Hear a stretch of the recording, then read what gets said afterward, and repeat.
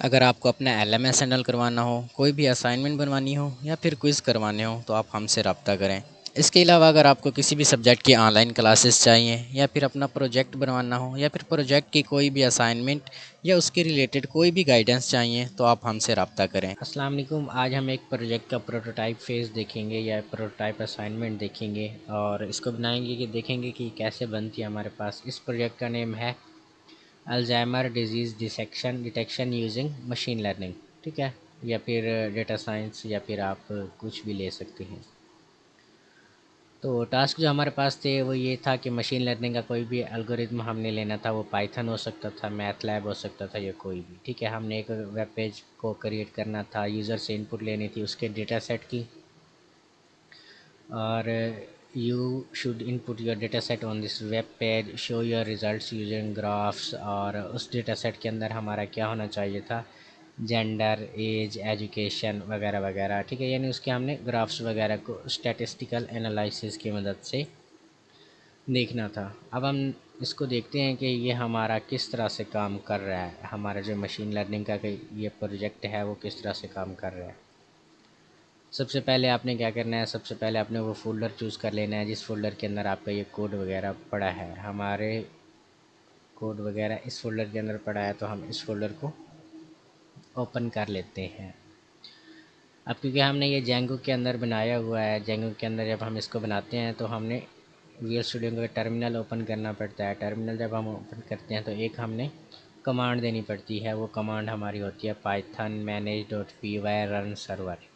ठीक है, ये वाली कमांड जब हम इसको एंटर पे क्लिक करते हैं, कोई मॉड्यूल वगैरह अगर आपको आपके सिस्टम में जो मॉड्यूल वगैरह नहीं होते, देखें जैसे मेरे सिस्टम में मॉड्यूल नहीं है प्लॉट TLY। ठीक है, क्योंकि रिसेंटली मैंने जेंगो को या पाइथन को डिलीट कर दिया था। तो यहाँ पे आपने क्या करना है, प्लॉट py इंस्टॉल या पाइथन ऐसे लिखना है।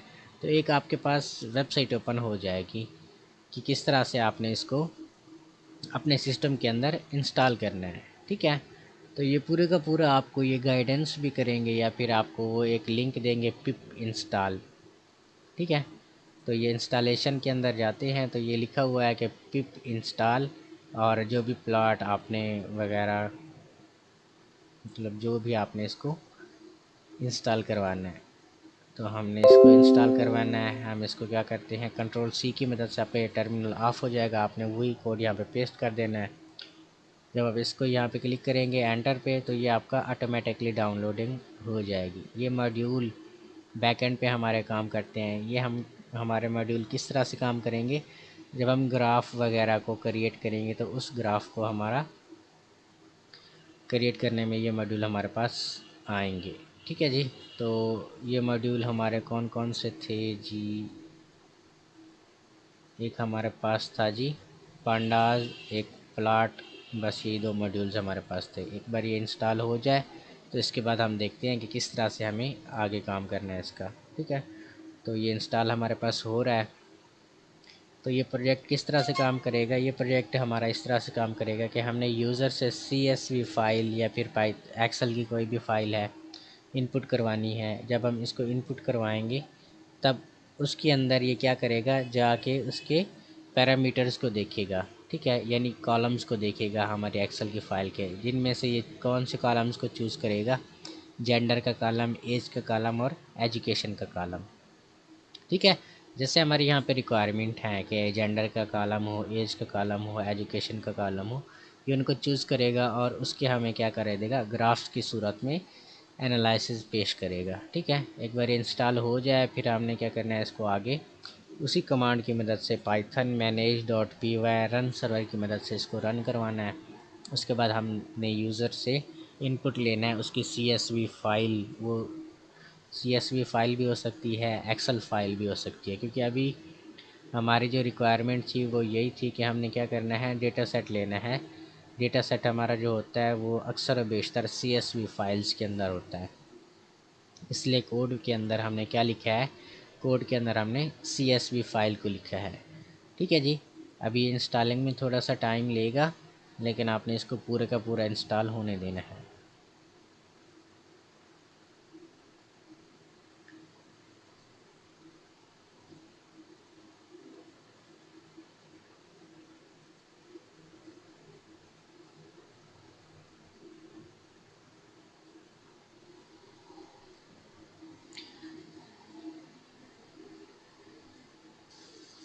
ठीक है जी, जब ये आपका इंस्टॉल हो जाएगा तो आपने क्या करना है, पाइथन manage.py रन सर्वर की मदद से अपना सर्वर को ओपन कर लेना है। अगर तो आपके पास जेंगो पाइथन पहले से इंस्टॉल होगा या पाइथन इंस्टॉल होगा तो ये आपको ये लिंक दे देगा। अगर आपके पास कोई एरर आ गया, इसका मतलब है कि आपके पास जो पाइथन है वो इंस्टॉल नहीं है। ठीक है, इस लिंक को आपने किसी भी ब्राउज़र में जाके पेस्ट करना है, तो ये आपसे क्या करेगा, आपका जो होम पेज है उसको ओपन करवा के दे देगा। ठीक है, अगर आपको रजिस्ट्रेशन वगैरह का फॉर्म इसमें लेना होता तो वो वहाँ पे रिडायरेक्ट कर लेता है, लेकिन हमारे जो प्रोजेक्ट में एक चूज़ फाइल करनी थी वो हमारे डेटा सेट की फ़ाइल थी। ठीक है, ये हमारी डेटा सेट की फ़ाइल भी इसी प्रोजेक्ट के अंदर ही पड़ी हुई है। ठीक है, हमने स्क्रॉल करना है, अपने प्रोजेक्ट के अंदर जाना है, अल्जाइमर डिजीज़, और इसके माई ऐप्स के अंदर एक हमारा टेम्पलेट्स का फ़ोल्डर होगा, उसके अंदर ये डेटा सेट के नेम से एक फ़ाइल पड़ी है। इसको हमने फिर एनालाइज पे क्लिक करना है। ये थोड़ा सा टाइम लेगा एनालाइजिंग में, और फिर जाके हमें क्या ओपन करके देगा, उसकी जो स्टैटिस्टिकल एनालिसिस होगी वो ओपन करके देगा। अभी हम देखते हैं कि हमारा जो डेटा सेट है वो किस तरह से नज़र आता है, क्योंकि हमने इसको एक्सेल की शीट के अंदर बनाया हुआ है। तो ये किस तरह से हमारा डेटा सेट हमें दिखता है। हम इसको ओपन करते हैं तो ये देखिए, ये हमारा डेटा सेट कुछ इस तरह से दिखता है। एज हमारी आ गई, जेंडर आ गया, एजुकेशन आ गई। अगर और भी पैरामीटर हमने देने होते जैसे नेम हो गया, first name, last name, education के साथ उसका एड्रेस वगैरह, तो वो भी यहाँ पे हमारा दिखा सकता था। ठीक है, तो ये देखिए उसने ग्राफ की सूरत में आपको ये दिखा दिया। ठीक है, ये जेंडर डिस्ट्रीब्यूशन यहाँ पे दिखा दिया आपको, ये फिर एजुकेशनल डिस्ट्रीब्यूशन यहाँ पे दिखा दी। ठीक है, कि एफएससी के वाले कितने बंदे हैं, मैट्रिक वाले कितने बंदे हैं, बीएससी एससी वाले कितने हैं, या फिर बीएससीएस वाले कितने हैं, आईटी वाले कितने हैं। ठीक है, और ये इस तरह से भी बताता है कि उसमें मेल्स कितने हैं, फीमेल्स कितने हैं। अभी के लिए हमारा ये जो प्रोजेक्ट था वो इतना ही था, क्योंकि हमने प्रोटोटाइप फेज़ इसका देखा है। जब हम ये फ़ाइनल प्रोजेक्ट अगर किसी ने बनवाना हो तो हम ये फ़ाइनल प्रोजेक्ट भी इंशाल्लाह आपको बना के देंगे। तो ये फ़ाइनल प्रोजेक्ट में हम इसकी आगे वाली जो फ़ीचर्स थी वो देखेंगे, किस तरह से हमने एक मतलब देना है, डेटा सेट देना है या फिर इमेज देनी है। उस इमेज को देख के ये हमें बताएगा कि इस वाली इमेज के अंदर कितने चांसेस हैं कि इसको अल्जाइमर डिजीज़ या कैंसर वगैरह हो सकता है या नहीं। तो ये थी वीडियो। अगर वीडियो अच्छी लगी हो तो चैनल को सब्सक्राइब करें, वीडियो को लाइक करें। थैंक यू, अल्लाह हाफिज़।